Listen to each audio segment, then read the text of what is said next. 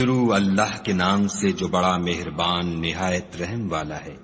الف لام میم۔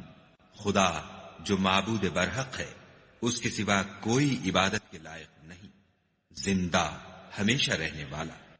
اس نے اے محمد صلی اللہ علیہ وآلہ وسلم تم پر سچی کتاب نازل کی جو پہلی آسمانی کتابوں کی تصدیق کرتی ہے، اور اسی نے تورات اور انجیل نازل کی، یعنی لوگوں کی ہدایت کے لیے تورات اور انجیل اتاری، اور پھر قرآن جو حق اور باطل کو الگ الگ کر دینے والا ہے نازل کیا۔ جو لوگ خدا کی آیتوں کا انکار کرتے ہیں ان کو سخت عذاب ہوگا، اور خدا زبردست اور بدلہ لینے والا ہے۔ خدا ایسا خبیر و بصیر ہے کہ کوئی چیز اس سے پوشیدہ نہیں، نہ زمین میں اور نہ آسمان میں۔ وہی تو ہے جو ماں کے پیٹ میں جیسی چاہتا ہے تمہاری صورتیں بناتا ہے، اس غالب حکمت والے کے سوا کوئی عبادت کے لائق نہیں۔ وہی تو ہے جس نے تم پر کتاب نازل کی، جس کی بعض آیتیں محکم ہیں اور وہی اصل کتاب ہیں، اور بعض متشابہ ہیں۔ تو جن لوگوں کے دلوں میں کجی ہے وہ متشابہات کا اتباع کرتے ہیں تاکہ فتنہ برپا کریں اور مراد اصلی کا پتہ لگائیں، حالانکہ مراد اصلی خدا کے سوا کوئی نہیں جانتا۔ اور جو لوگ علم میں دستگاہ کامل رکھتے ہیں وہ یہ کہتے ہیں کہ ہم ان پر ایمان لائے، یہ سب ہمارے پروردگار کی طرف سے ہیں، اور نصیحت تو عقل مند ہی قبول کرتے ہیں۔ اے پروردگار، جب تو نے ہمیں ہدایت بخشی ہے تو اس کے بعد ہمارے دلوں میں کجی نہ پیدا کر دیجو، اور ہمیں اپنے ہاں سے نعمت عطا فرما، تو بڑا عطا فرمانے والا ہے۔ اے پروردگار، تو اس روز جس کے آنے میں کچھ بھی شک نہیں سب لوگوں کو اپنے حضور میں جمع کر لے گا، بے شک خدا خلاف وعدہ نہیں کرتا۔ جو لوگ کافر ہوئے اس دن نہ تو ان کا مال ہی خدا کے عذاب سے ان کو بچا سکے گا اور نہ ان کی اولاد ہی کچھ کام آئے گی، اور یہ لوگ آتش جہنم کا ایندھن ہوں گے۔ ان کا حال بھی فرعونیوں اور ان سے پہلے لوگوں کا سا ہوگا جنہوں نے ہماری آیتوں کی تکذیب کی تھی، تو خدا نے ان کو ان کے گناہوں کے سبب عذاب میں پکڑ لیا تھا، اور خدا سخت عذاب کرنے والا ہے۔ اے پیغمبر، کافروں سے کہہ دو کہ تم دنیا میں بھی عنقریب مغلوب ہو جاؤ گے اور آخرت میں جہنم کی طرف ہانکے جاؤ گے، اور وہ بری جگہ ہے۔ تمہارے لیے دو گروہوں میں جو جنگ بدر کے دن آپس میں بھڑ گئے قدرت خدا کی عظیم الشان نشانی تھی۔ ایک گروہ مسلمانوں کا تھا، وہ خدا کی راہ میں لڑ رہا تھا، اور دوسرا گروہ کافروں کا تھا، وہ ان کو اپنی آنکھوں سے اپنے سے دگنا مشاہدہ کر رہا تھا۔ اور خدا اپنی نصرت سے جس کو چاہتا ہے مدد دیتا ہے۔ جو اہل بصارت ہیں ان کے لیے اس واقعے میں بڑی عبرت ہے۔ لوگوں کو ان کی خواہشوں کی چیزیں یعنی عورتیں اور بیٹے اور سونے اور چاندی کے بڑے بڑے ڈھیر اور نشان لگے ہوئے گھوڑے اور مویشی اور کھیتی بڑی زینت دار معلوم ہوتی ہیں، مگر یہ سب دنیا ہی کی زندگی کے سامان ہیں، اور خدا کے پاس بہت اچھا ٹھکانہ ہے۔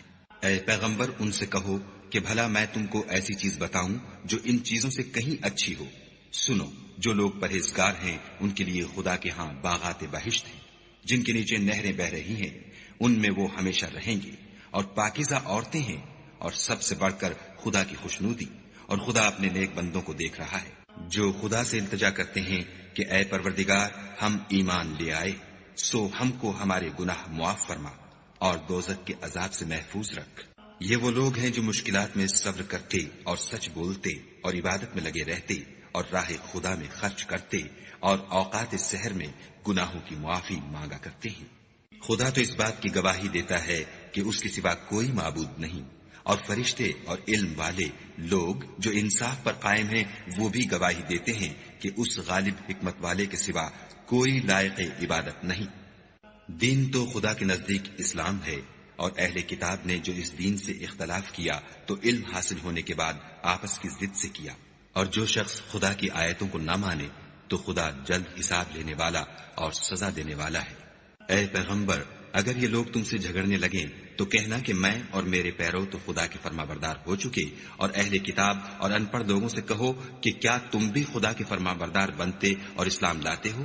اگر یہ لوگ اسلام لے آئیں تو بے شک ہدایت پالی، اور اگر تمہارا کہا نہ مانے تو تمہارا کام صرف خدا کا پیغام پہنچا دینا ہے، اور خدا اپنے بندوں کو دیکھ رہا ہے۔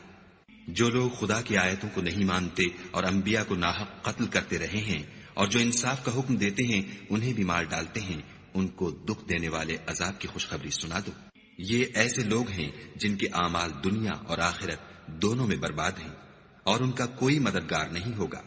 بھلا تم نے ان لوگوں کو نہیں دیکھا جن کو کتاب خدا یعنی تورات سے بہرا دیا گیا، اور وہ اس کتاب اللہ کی طرف بلائے جاتے ہیں تاکہ وہ ان کے تنازعات کا ان میں فیصلہ کر دے، تو ایک فریق ان میں سے کج ادائی کے ساتھ منہ پھیر لیتا ہے۔ یہ اس لیے کہ یہ اس بات کے قائل ہیں کہ دوزخ کی آگ ہمیں چند روز کے سوا چھو ہی نہیں سکے گی، اور جو کچھ یہ دین کے بارے میں بہتان باندھتے رہے ہیں اس نے ان کو دھوکے میں ڈال رکھا ہے۔ تو اس وقت کیا حال ہوگا جب ہم ان کو جمع کریں گے، یعنی اس روز جس کے آنے میں کچھ بھی شک نہیں، اور ہر نفس اپنے اعمال کا پورا پورا بدلہ پائے گا اور ان پر ظلم نہیں کیا جائے گا۔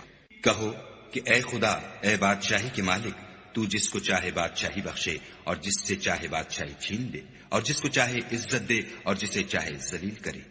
ہر طرح کی بھلائی تیرے ہی ہاتھ ہے، اور بے شک تو ہر چیز پر قادر ہے۔ تو ہی رات کو دن میں داخل کرتا اور تو ہی دن کو رات میں داخل کرتا ہے۔ تو ہی بے جان سے جاندار پیدا کرتا ہے اور تو ہی جاندار سے بے جان پیدا کرتا ہے، اور تو ہی جس کو چاہتا ہے بے شمار رزق بخشتا ہے۔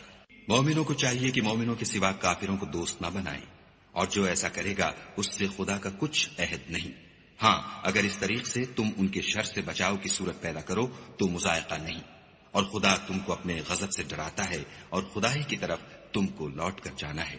اے پیغمبر، لوگوں سے کہہ دو کہ کوئی بات تم اپنے دلوں میں مخفی رکھو یا اسے ظاہر کرو، خدا اس کو جانتا ہے، اور جو کچھ آسمانوں میں اور جو کچھ زمین میں ہے اس کو سب کی خبر ہے، اور وہ ہر چیز پر قادر ہے۔ جس دن ہر شخص اپنے اعمال کی نیکی کو موجود پالے گا اور ان کی برائی کو بھی دیکھ لے گا تو آرزو کرے گا کہ اے کاش اس میں اور اس برائی میں دور کی مسافت ہو جاتی۔ اور خدا تم کو اپنے غضب سے ڈراتا ہے، اور خدا اپنے بندوں پر نہایت مہربان ہے۔ اے پیغمبر، لوگوں سے کہہ دو کہ اگر تم خدا کو دوست رکھتے ہو تو میری پیروی کرو، خدا بھی تمہیں دوست رکھے گا اور تمہارے گناہ معاف کر دے گا، اور خدا بخشنے والا مہربان ہے۔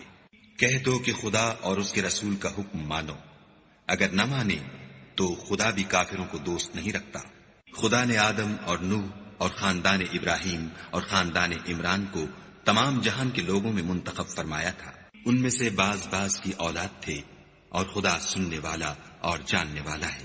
وہ وقت یاد کرنے کے لائق ہے جب عمران کی بیوی نے کہا کہ اے پروردگار، جو بچہ میرے پیٹ میں ہے میں اس کو تیری نذر کرتی ہوں، اسے دنیا کے کاموں سے آزاد رکھوں گی، تو اسے میری طرف سے قبول فرما، تو سننے والا اور جاننے والا ہے۔ جب ان کے ہاں بچہ پیدا ہوا اور جو کچھ ان کے ہاں پیدا ہوا تھا خدا کو خوب معلوم تھا، تو کہنے لگی کہ پروردگار، میرے تو لڑکی ہوئی ہے، اور نذر کے لیے لڑکا موزوں تھا کہ وہ لڑکی کی طرح ناتواں نہیں ہوتا، اور میں نے اس کا نام مریم رکھا ہے، اور میں اس کو اور اس کی اولاد کو شیطان مردود سے تیری پناہ میں دیتی ہوں۔ تو پروردگار نے اس کو پسندیدگی کے ساتھ قبول فرمایا اور اسے اچھی طرح پرورش کیا، اور زکریا کو اس کا متکفل بنایا۔ زکریا جب کبھی عبادت گاہ میں اس کے پاس جاتے تو اس کے پاس کھانا پاتے۔ یہ کیفیت دیکھ کر ایک دن مریم سے پوچھنے لگے کہ مریم، یہ کھانا تمہارے پاس کہاں سے آتا ہے؟ وہ بولی، خدا کے ہاں سے آتا ہے، بے شک خدا جسے چاہتا ہے بے شمار رزق دیتا ہے۔ اس وقت زکریا نے اپنے پروردگار سے دعا کی اور کہا کہ پروردگار، مجھے اپنی جناب سے اولاد صالح عطا فرما، تو بے شک دعا سننے اور قبول کرنے والا ہے۔ وہ ابھی عبادت گاہ میں کھڑے نماز ہی پڑھ رہے تھے کہ فرشتوں نے آواز دی کہ زکریا، خدا تمہیں یحییٰ کی بشارت دیتا ہے، جو خدا کے فیض یعنی عیسیٰ کی تصدیق کریں گے اور سردار ہوں گے اور عورتوں سے رغبت نہ رکھنے والے اور خدا کے پیغمبر یعنی نیکوکاروں میں ہوں گے۔ زکریا نے کہا، اے پروردگار، میرے ہاں لڑکا کیوں کر پیدا ہوگا کہ میں تو بڈھا ہو گیا ہوں اور میری بیوی بانجھ ہے۔ خدا نے فرمایا، اسی طرح خدا جو چاہتا ہے کرتا ہے۔ زکریا نے کہا کہ پروردگار، میرے لیے کوئی نشانی مقرر فرما۔ خدا نے فرمایا، نشانی یہ ہے کہ تم لوگوں سے 3 دن اشارے کے سوا بات نہ کر سکو گے، تو ان دنوں میں اپنے پروردگار کی کثرت سے یاد اور صبح و شام اس کی تسبیح کرنا۔ اور جب فرشتوں نے مریم سے کہا کہ مریم، خدا نے تم کو برگزیدہ کیا ہے اور پاک بنایا ہے اور جہان کی عورتوں میں منتخب کیا ہے، مریم، اپنے پروردگار کی فرما برداری کرنا اور سجدہ کرنا اور رکوع کرنے والوں کے ساتھ رکوع کرنا۔ اے محمد صلی اللہ علیہ وآلہ وسلم، یہ باتیں اخبار غیب میں سے ہیں جو ہم تمہارے پاس بھیجتے ہیں۔ اور جب وہ لوگ اپنے قلم بطور قرآ ڈال رہے تھے کہ مریم کا متکفل کون بنے، تو تم ان کے پاس نہیں تھے، اور نہ اس وقت ہی ان کے پاس تھے جب وہ آپس میں جھگڑ رہے تھے۔ وہ وقت بھی یاد کرنے کے لائق ہے جب فرشتوں نے مریم سے کہا کہ مریم، خدا تم کو اپنی طرف سے ایک فیض کی بشارت دیتا ہے جس کا نام مسیح اور مشہور عیسیٰ ابن مریم ہوگا، اور جو دنیا اور آخرت میں با آبرو اور خدا کے خاصوں میں سے ہوگا، اور ماں کی گود میں اور بڑی